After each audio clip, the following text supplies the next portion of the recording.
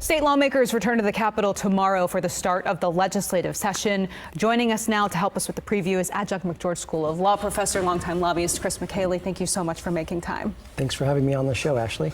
So next week is expected to be packed, not just with lawmakers returning to Sacramento, but Governor Gavin Newsom is expected to not only provide his state budget presentation, but also his State of the State address. Yes. What are some of the issues you see him highlighting?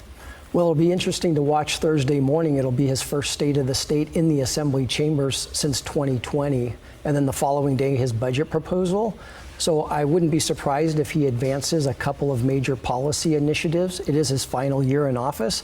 But I think most eyes and ears will be focused on what is the governor and the Department of Finance projecting to be next year's budget deficit.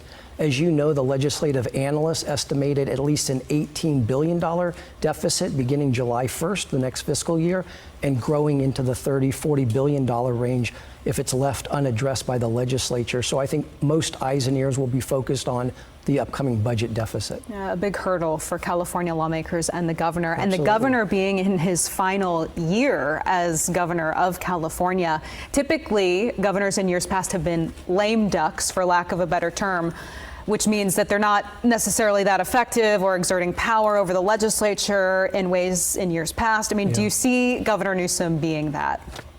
I certainly would not characterize Governor Newsom in that way. First and foremost, he's definitely not a lame duck until after he acts on the final bill September 30th, which will be the due date for him to act on all bills sent to his desk during the 26th session.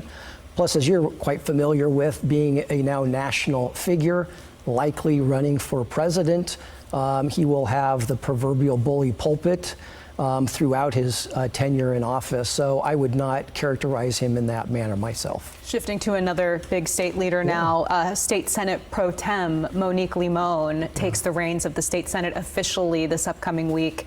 How do you see, if at all, the State Senate changing with now her taking the reins? Well, she certainly said two things. First and foremost, budget will be her focus in 2026, and I think that gives a clear indication. But look, I think that her leadership will continue along a progressive lane.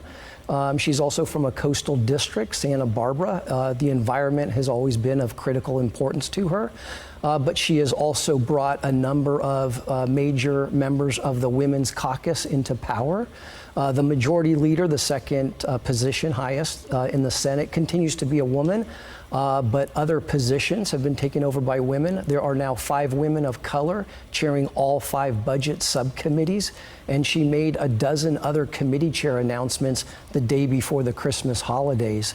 So she is definitely already imposing her perspective and her team into key leadership positions. And so we'll see how that goes for the last year of the governor's term. And of course, she has to work with her counterpart, Speaker Rivas, in getting policy through the legislature. Exactly. A lot to watch for this upcoming week. Absolutely. Chris McCaley, we appreciate you. Thank you so much.